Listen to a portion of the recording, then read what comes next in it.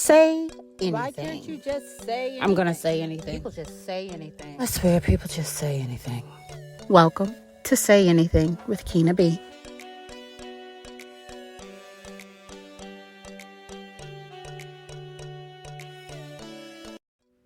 Hey, and welcome to Say Anything with Keena B. I am Keena B. Thank you so much for tuning in today. It is another week, so therefore another podcast.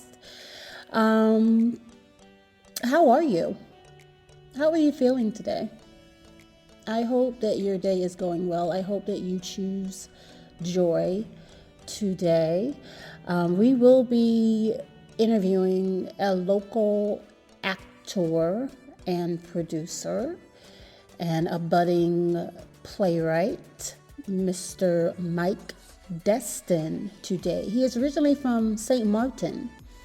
Been meeting a lot of people from St. Martin lately. And I love it. I love the fact that the population of Caribbean island, those from the Caribbean islands, is larger than I thought it was, really. In this area, it's really nice to see. And anyway, he's originally from St. Martin, and he is an actor, and we thought it would be fun to interview him for today's podcast. And of course, a little bit of comedy, my own brand of comedy. A lot happened last week. A lot has gone down. Biden pardoned his son. Did anybody think he wasn't going to? That's not the comedy minute, though. We'll be back. The holiday season is fast approaching, but anytime is a good time to show a loved one how much you care. At WinBS Market, we specialize in local and global artwork. Find spectacular work by Zambian modern artist Ringo Bryant's Chilashay, Florida ceramist Gloria Nicholson, and naturalist painter Lily M. Clark. Alternative payment options are available on select artwork. Located at 23 North Madison Street, Quincy, Florida, in the historic downtown area. WinBS Market. Come for the culture, return for the connection. So, we're back. Thank you for returning. A lot and nothing has happened all in the same week. Trump is still picking his cabinet, and some people have bowed out of being considered for all types of reasons. But there are others who are popping up everywhere. It's interesting to watch. It's interesting to see these cabinet picks unfolding. And what else has happened? Kendrick Lamar dropped an album. I can't say that I am a huge fan of rap. I grew up in the 90s, so I like rap. I like rap music. I like all types of music. But I grew up listening to Tupac and Biggie, and I remember their rap beef. And so this one pales in comparison to that one, but probably for good reason, and grateful for that. But it's fun. It's entertaining, to say the least. I actually did sit down and listen to the whole Kendrick Lamar album. I was intrigued to do so, so I did.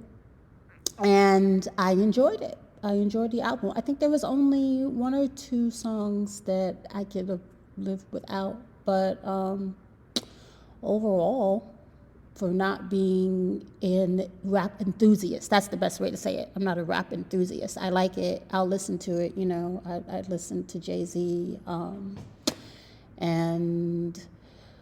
all of the 90s, rap music. But I'm really more of a neo-soul, India Irie and Badu, Jill Scott girl, and G Stone. So if I had to choose the style of music I was going to listen to regularly, that would be it. But, there is nothing wrong with a little bone crusher every now and then. So I listened to the whole album and I liked it. I think it's a pretty good album. Would I buy it? I don't know, because I rarely download whole albums these days. I'm trying to get really into buying vinyl again. Like I like the idea of putting a record on the record player and playing it that way. I do download albums. I tend to only download if I like more than 3 or 4 songs on a whole album. So otherwise, I'll just download singles. But I did like it, so I don't know. I haven't considered. I have to listen to it a few times to see if it's something that I would actually download the whole album. I'm not really a Drake fan. Again, but I do have some of his singles. I have some of his singles on downloaded on iTunes and whatnot. So I can't, but I would not choose to go to a Drake concert. I remember when he was on Degrassi. I used to watch that growing up. Again, 90s, late 90s, I believe he was on Degrassi. Correct me if I'm wrong. But I remember seeing him on Degrassi, so I remember that phase of his life. So he turned into an entertainer, and now he's suing people, which is funny. Which is funny. That's an interesting lawsuit. Well, he hasn't filed a lawsuit. He filed what is the equivalent to just documents, just like investigative type of pleadings, wanting to know more information as a precursor to a lawsuit. And we'll talk about that with our guest, Mike Destin. We'll talk about Kendrick Lamar and Drake's ongoing beef. And we will, a little bit of pop culture here and there in our conversation. But I am excited for you all to hear from him and see what he has to say about acting and his career. And I hope you will continue to tune in. No reason to go away. And I still got to do the comedy minute because I'm just talking right now. Tell me what you thought about the Kendrick and Drake, the actual beef itself, the back and forth, the rap battle, as they say. If you actually, who you thought actually won. And then tell me if you actually think this lawsuit is warranted by Drake, or is he just being, is he eating sour grapes? Is he being very like, oh, I lost and I'm a sore loser type of thing? So, tell me what you think in the comments. I would love to keep the discussion going. And when you talk about it, hashtag conversation. It'll let me know that you got this far into the show, and I appreciate it.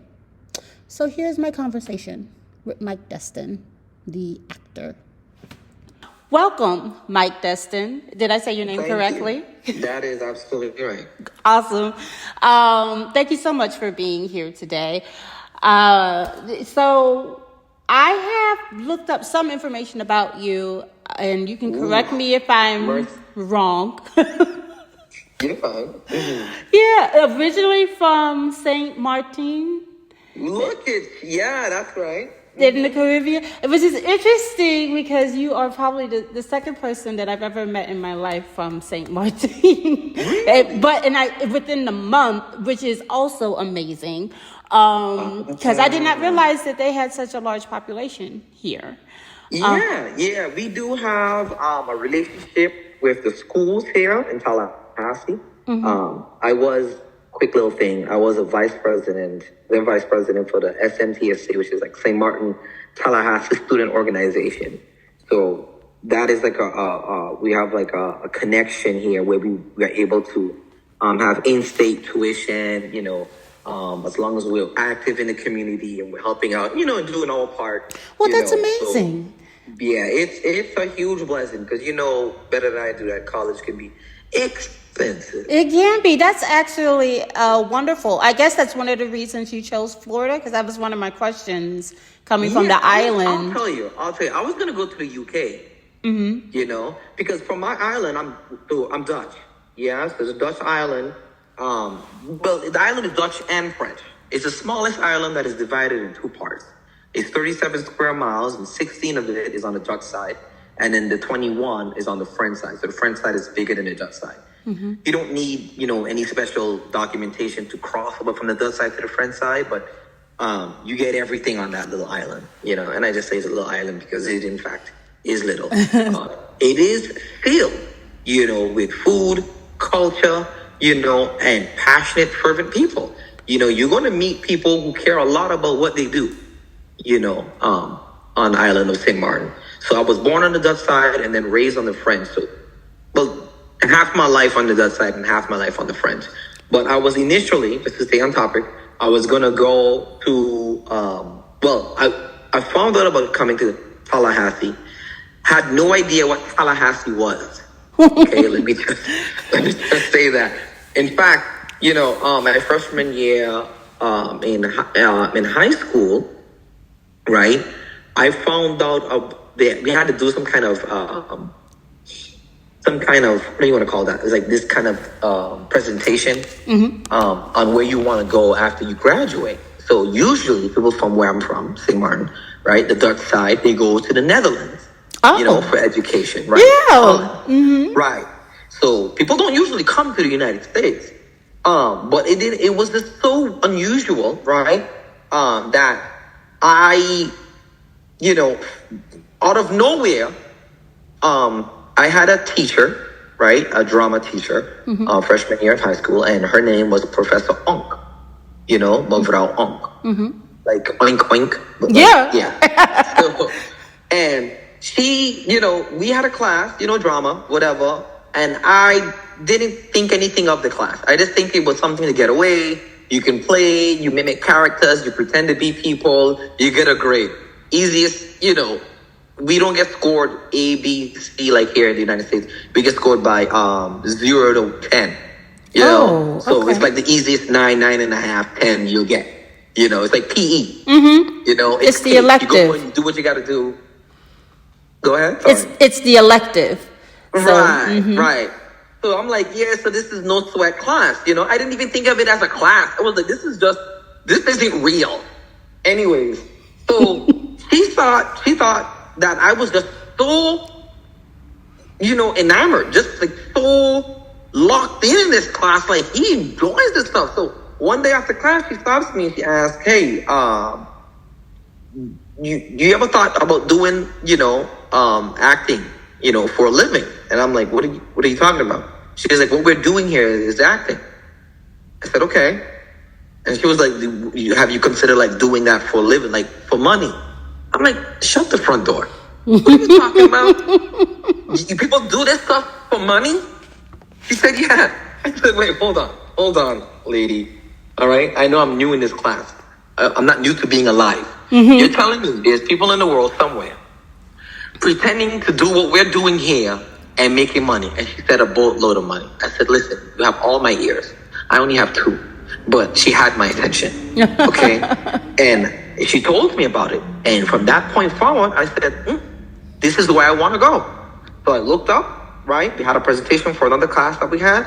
And then they told me, what you want to do after school. So I said, I'm going to go to Florida State University and I'm going to be an actor.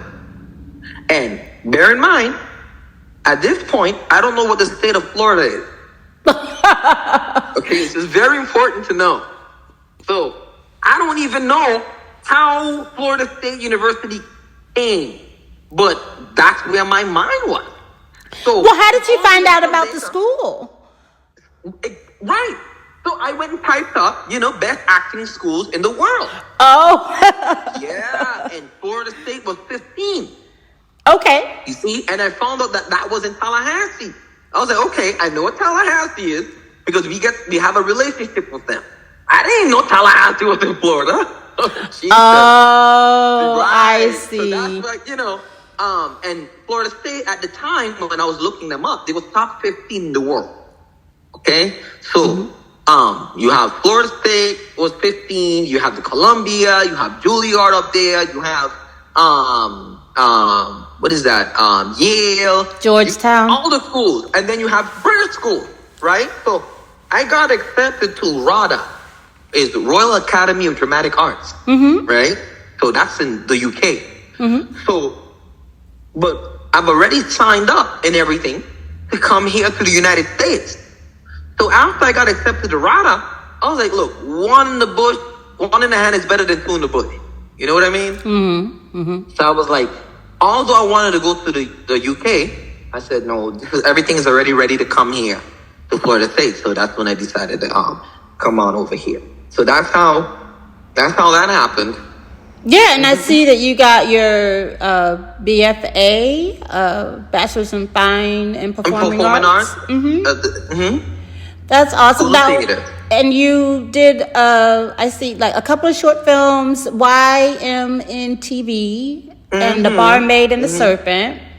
And that's the only thing that showed up on my MVD. But I did a few. Well, one more. Hair Today and Gone Tomorrow. Gone Tomorrow.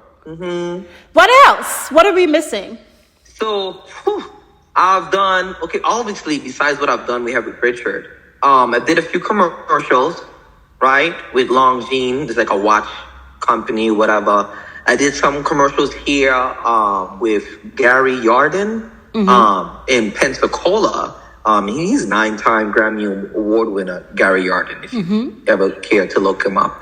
And he does, and the short commercial that I was in actually won an Emmy. Oh, awesome. And it was, I think it was a commercial, it was a while ago, Lord. This was a commercial with the Florida Forest something. Please don't get me to lie, Lord, please. It's forestry? It was for the state? Say that again? It was for the state? It was for the Department of Forestry? Yes, it was for the state. It's like, you know where the campers and RVs go into these national forests? Yeah, absolutely. So I gotta find the name. And the company I worked with, who hired me was Bowser. And they're the one that hired him, and then got us, the actors to get on there. So if you go on Instagram or if you type it up, you should be able to find the stuff on there and see those things. I did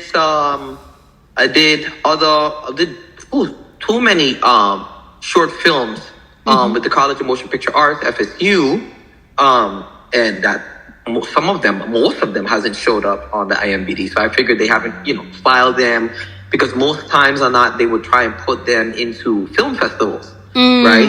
So you can't really promote them and do certain things, and put them out, because they're still, I guess, trying to get them into certain events, certain things to compete and, win prizes and all that stuff. So okay, so there's like a rule that if you put it on, if you promote it or market it, it's no longer eligible to be. Yeah, for it to, right, because you don't know what they'll do if they're gonna make it. There's so many things that can come about. Oh wow. And having the rights to it, so. Wow. So tell me, have you done plays like theater, or do you typically do television and movies? I'll be honest with you. I prefer theater. Okay. Just because it's live. It's right there, and it's a lot of work. Not saying that film isn't work. Please don't get me wrong. But you with film, right? You can go memorize your lines, right? For that day that you're filming on set for that time. Sometimes you're on set, 3-4 hours, and you just got one line. You know what I mean? And I mean, it's not to compare, but it's imagine memorizing pages of lines and cues, right? Right. Versus coming on set on different days and delivering. And you can mess up and you can run it back, and you can mess up and you can run it back. Versus, theater, yes, you have the rehearsal period, but after that, get it together, Right. Like Right. it's right there. It's live, and the cool thing about it is if you forget your lines, now we get to see, real acting. Now we get to see, how do you bite the bullet in this moment now? Because the cool thing about it, the audience doesn't know the script. What if they do? Like, okay, so how about those moments? Keke Palmer, I think recently was talking about what they call the white room, and how she forgot her lines in Cinderella when it was on Broadway, I believe, and she went to the little white room. Have you ever had that type of experience? I think what she means, I'm not sure, but I think what she means as the white room, which means she got blanked. She blanked. Where she lost her lines. You lost where you are, and you're kind of having to figure it out. And it has happened to me. It happened to me twice. The first musical that I ever lead in, who's the name ain't coming to me? It was a Monticello Opera House in Monticello. And what happened was I was backflipping on stage. Long story. Okay? And you have your dance shoes on. And anyone who have dance shoes on, they can get slippery, after a time if you have your rehearsal dance shoes on. So I was backflipping on stage and I slipped. I kind of flipped harder and I slipped and I hit the back of my head. Boom. Oh, wow. Yeah, I was dazed for a little bit. And now bear in mind, this is like maybe a week, not even a week, maybe 4 days before opening night. Oh, wow. Yeah. And you probably had a concussion. Right. And little did I know, some of the lines escaped to the back of my head. Oh, no. You know what I mean? So, it was insane. Like, it was really, really, really unusual. Because I'm the kind of guy, right? The kind of person where I understand, right, that everybody's on a time schedule. Everyone wants the best, for the production that is coming on. I try to be as less of an inconvenience as anyone or anything. I try to come ready. I try to be prepared. I try to accommodate. I try to not make it about me, and just execute what needs to be done, So I was off script, I was off script, meaning I was ready to rock, so, but when we start, doing dress rehearsals and lights and all the things that have to be done, I'm catching myself thinking about what my lines are.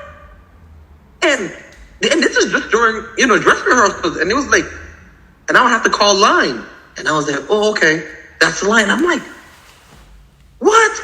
So it was insane. Like, it wasn't coming to me. So now it's time for the performance. It's time for the show. And I remember, I think it was the opening night. And I'm getting ready to sing the first song. And I tell you no lie, I sang the first verse twice. Oh, wow. Because I forgot what my second verse was. It just didn't come to me, And when I said I did that thing, like I knew that was what it was supposed to be, of course the directors and everyone else knew. Right. But I was able to, get to the third verse and put a button on it and move on. But when I got to the sidelines, I'm like, oh my God. What did you obviously you pushed through. Right. So I went to the white room. So because while you're performing, you're thinking. You see? Right. Because I'm like, you're usually not there. Usually you're ready to go. Time has slowed down. You know how to deliver your lines. You know what you're gonna play with it this time or whatever. Like you're settled. But because I forgot what my lines were, what the second verse was, I had to I was just thinking about it, too hard. Well, and tell me. Just gone. It sounds like though since you've experienced it, you know how to rebound and get back up and keep going. And that wasn't the only time it happened. Yeah. Tell me, what do you hope to do in the future with your acting?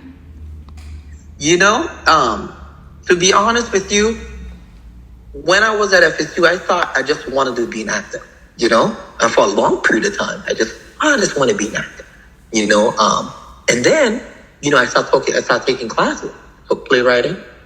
I took writing for TV, writing for script, screenwriting. I took all sorts of production classes, directing classes, directing for musical theater, and I found that I love all of it, And so while doing all of this stuff, I was like, yo, this is amazing. Like, I want to write my own stuff. So I have, written my own stuff. I have, I'm getting ready to start putting on my own things. I've directed scenes here at FSU, so I've done a lot of different things. So my idea is, what I want to do is, I want to have my own production company, right? Because I just love the arts. I want to create a studio, right? Or a facility where people can put on their art, whether that be music, whether that be film, whether that be series, whether that be, graphic designs, whether that be video games, whether that be art, whether that be sculpting, painting, writing, drawing. I want to create an avenue where people are able to produce their art, right, without having it be bought out and without having it being watered down. Because when you have to go to certain people and you're trying to sell your art because you're trying to make some money, because everybody who knows who's an artist knows the life of an artist is a tough life. People who don't execute being an artist I feel like their passion has run dry, and the responsibility of the world has taken over. So tell me this, because it brings up a point that I hear a lot, that there is a difference between being a working actor and being famous. Like, that really 1% actually get to the point of celebrity and fame. It's not less than but that. Right. Fame doesn't necessarily equate to being a working actor. Absolutely. Absolutely true. Absolutely true. I think a lot of people want to do it because they want to be famous. So it's really not the art they love. I just want to be famous. You can be a basketball player and be famous. You know what I mean? Like, you can be a musician and be famous. You can do all sorts of other things and be famous for it. So I think for those, who are looking for acting to be famous, they just want to be famous. There's people who are doing TikTok and are famous, whatever that metric is, how do you want to say that? However that metric is valued, or assembled. However people get that, what fame is to them, But I think if anyone who loves acting, right, can do it and make a decent living. And by decent living, meaning you can pay your bills, you can buy a house, you can take care of your family, whatever the situation is. You're more than blessed. Because not everybody gets to do what you're doing and make that kind of money. You see? Right. And another cool thing is, people don't know, you can be an extra and make ridiculous amounts of money. Oh, being an extra in different... In any kind of major film, any kind of film, that is going on in Atlanta, New York, California, Los Angeles. Because people don't know this, right? Because actors, you have the Actors Guild, right? So you have SAG-AFTRA unions, right? So when you've done enough, let's say, TV-esque performances, right? You have the ability to become SAG or become part of a union.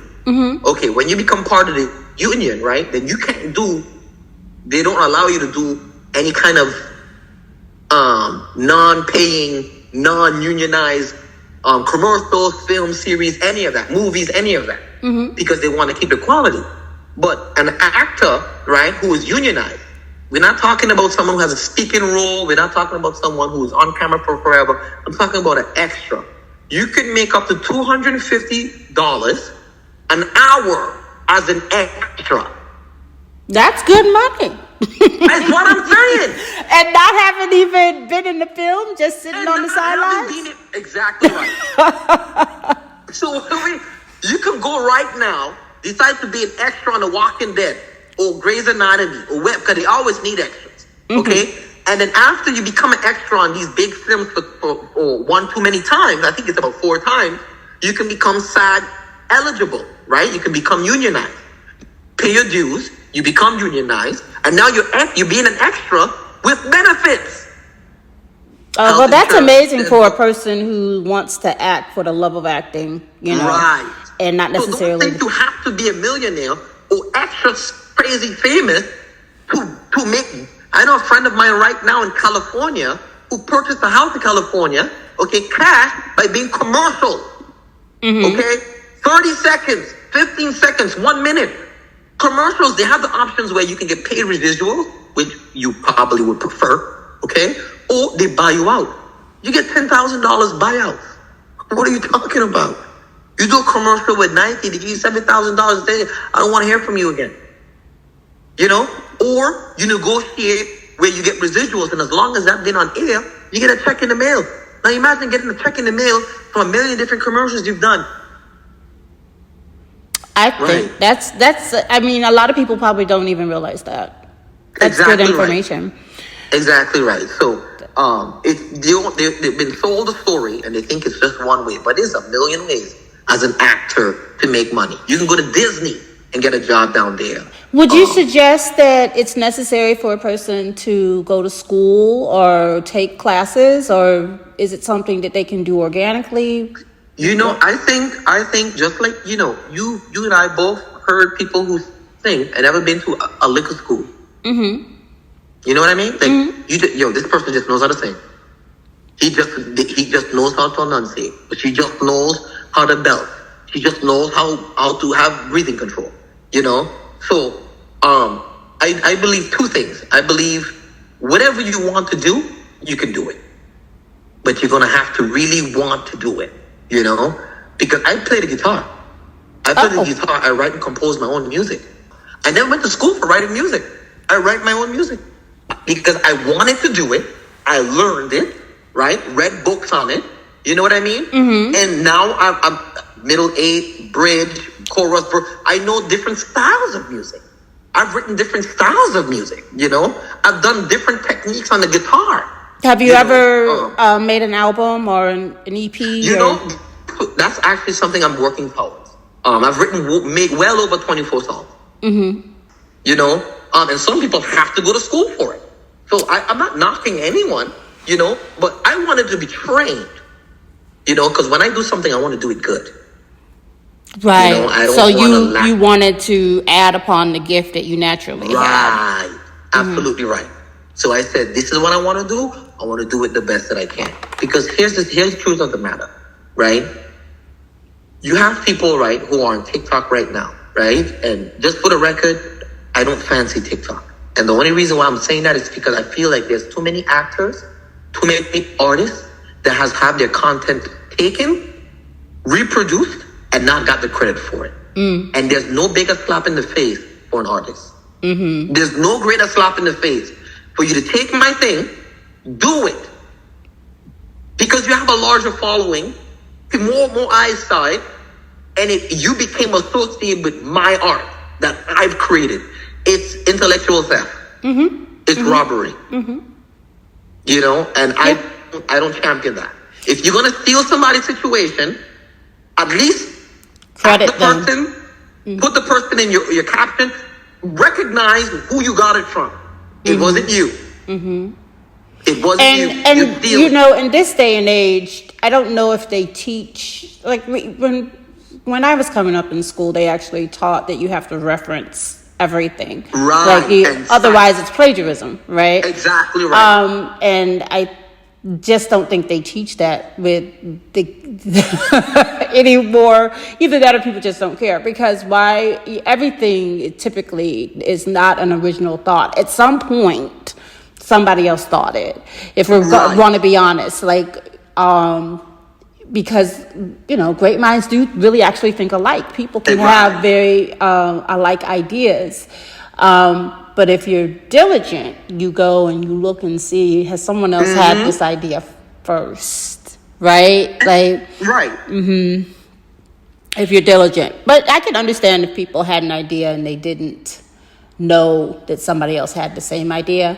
But if you know you definitely got it from somebody else, you should absolutely give them credit for it. It's heartbreaking. You know, I'll tell you, who's that lady who wrote The Matrix? You know what? I don't know her name. I forgot her name as well. I think it starts with an R. But long story short, she wrote The Matrix. Tried to sell it. The people said, you know what, we can't do anything with that. Went ahead and written something identical to what she has written, right? Now, years later, she sued them if you got money. Thank the Lord, right? But here's the problem. You've made, if not hundreds of millions of dollars on The Matrix. Sophia Stewart's The Third Eye. That was her name. Sophia Stewart. Okay. Yeah. Stolen. Yeah. She was robbed. And who's to say how long she was writing? You know? How much time she tried it, and people will say, you know what I've learned? This is what I've learned. You will pitch someone an idea, right? They will perceive the idea to be excellent, but then discourage you from doing it. Right. They go behind your back. Because they want to go behind your back and do it themselves. No? And that's really disheartening. But what is something that could be, like you said, what can be learned from that? To, like, what do you do to keep yourself from being discouraged? Because, you know, people who are thieves are going to be thieves regardless. And people who are going to steal ideas are going to do that no matter what, right? So, but you still have to be able to collaborate with people in order to get things done, because no man is an island, right? So, what would you say is the advice to the creator that is coming up, who has all these ideas and needs to collaborate, but is so afraid that, hey, once I give somebody my idea, it might be stolen, and then what? Right. What do you say to that person? Because I was in the same boat. So I tell them, right? Copyright immediately.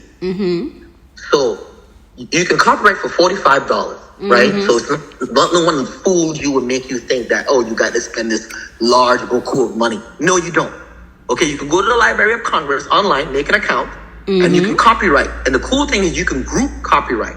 So you can pay $85 and copyright tens of whatever the thing is. So if it's music, you can copy 10 of the music, lyrics, whatever, right? Provide the proof that is yours, you know, all the things, the writings and the recordings or whatever, and you can group copyright, right? And what I also do is, because I'm also working on an app, creating an app, and I'm also in and there's an invention as well that I'm working towards creating. So what I've done was I've written a letter, right, with the same information I would send to the Library of Congress, right, into these organizations that are supposed to copyright it. I don't trust them either. I mail it to myself. Exactly. So I write it. Put it in the mail. Time stamp and everything on there. Seal it, mail it to yourself, so you know that this was mailed. There was record of this being mailed at this time from you to you. Right, correct. Okay? And then it helps to either mail it. I tell people email stuff to yourself. Right. Have it in multiple places. And it's one of those things, though. Oh, who was it? Who was the singer who ended up making a lot of money just by waiting for? Because when you're the little fish in a big pond, sometimes people still manage to steal it, right? Right. But here's something that I heard, and I can't recall who it was, but somebody had their music stolen, and it took about 10 years, but they waited until it got to a point where it was major, and then sued, and then was able to provide the proof and was able to make their money off of that, instead of suing immediately. Right, and not getting as much. Right. You know, what was the name of your book? Words to Consider. So what type of book is it? So it's more like a self-help book. I say self-help. It's not something where, you know, it's a quick fix book, you know, or do these things and your life is going, you know what I mean? So it's basically like words of encouragement, words of wisdom, you know, words of knowledge that I've acquired, you know, that I believe that I've been praying for to the Lord for, for forever, since God knows, maybe 10 or 11.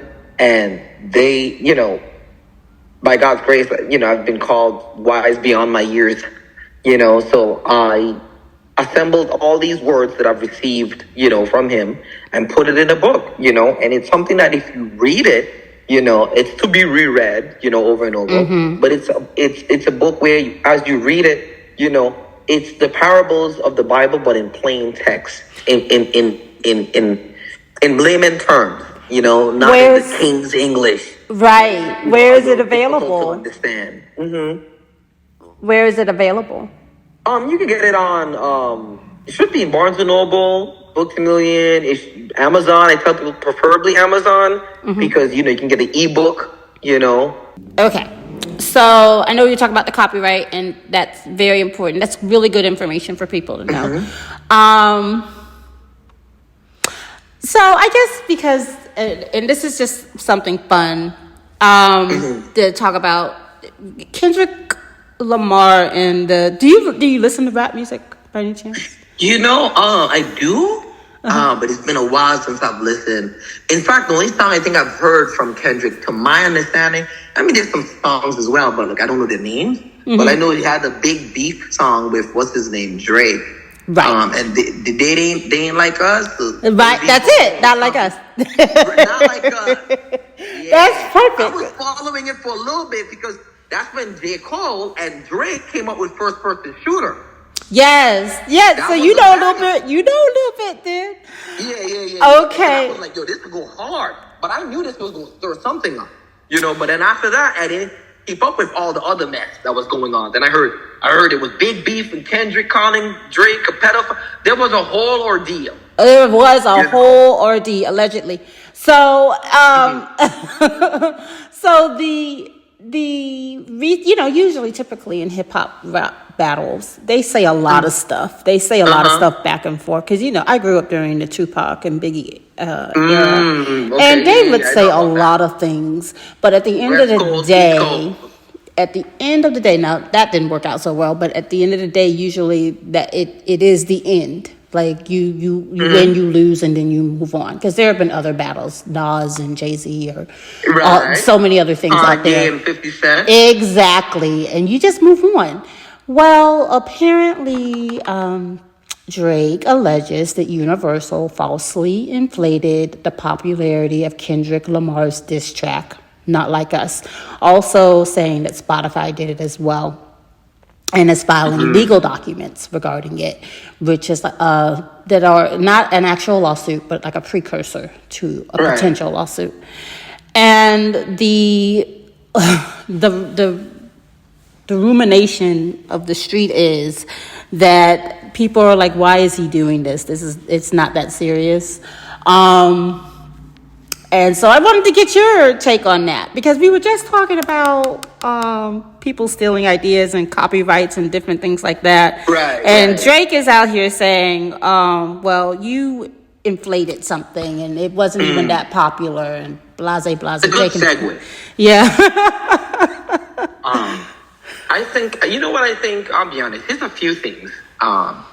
Because, I always think of myself as a person where I like to get involved with things that I know that I can change, right?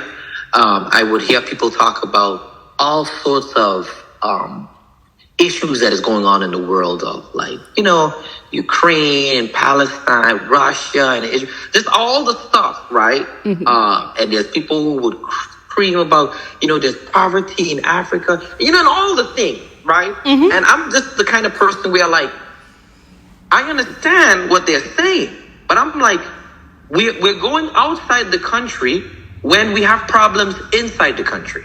Okay? So we're trying to help Ukraine. Okay, where you are right now is a homeless shelter down the street. Do you care about anyone down there? Right. So basically, are you saying that issue is not even an issue? It's a non-issue. I think because it's propaganda. This all could be a stunt. I think everybody, all these rappers now is gangsters, right? Until until somebody pinky toe is stubbed and like, oh my, this is for real. You know what? I kind of agree. I agree with you to the point of it, because Kendrick it could be a stunt, because Kendrick is about to do the Super Bowl next year. And I was like, the timing of this is like a couple of months before the Super Bowl, and he just put out an album. And now you're telling me the numbers are inflated? No, what do you think? I will pump the money into, because right now he has not that he didn't have a fan base, but I'm saying right now he has steam, okay? And anyone who knows, you strike when the iron is hot. So, this is where we are? Because I'll tell you what I do know. Everybody wants to take out the top dog. Like, let's call it what it is. You know what I mean? Everybody wants to take out whoever is the head honcho. And for a very long time, because since Lil Wayne, wasn't Lil Wayne, right? Drake was doing his thing, and every song, back in 2000, Drake, it was Lil Wayne featuring Lil Wayne. Okay? Every song Lil Wayne was featuring on. You know what I'm talking about. I hear what you're saying.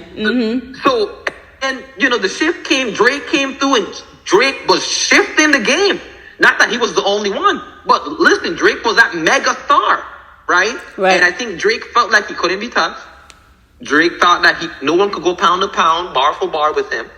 I guess that's what he thought. But then you have people who are real lyricists. People who are really looking at similes, metaphors, fallacies, entendre. People who are really about writing music and not about writing catchy hooks. Exactly. Like he studied, Kendrick actually, I believe he did study like writing. And Drake or Kendrick, I believe he actually studied. That's what I mean. So Kendrick shows that, dude, I'm for real. I'm a writer. This is what I do. And he gives me that. He gives me.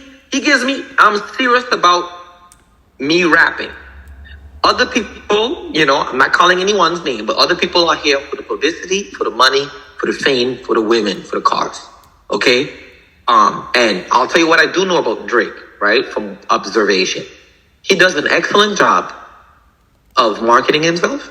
He does an excellent job making himself available to all different kind of cultures.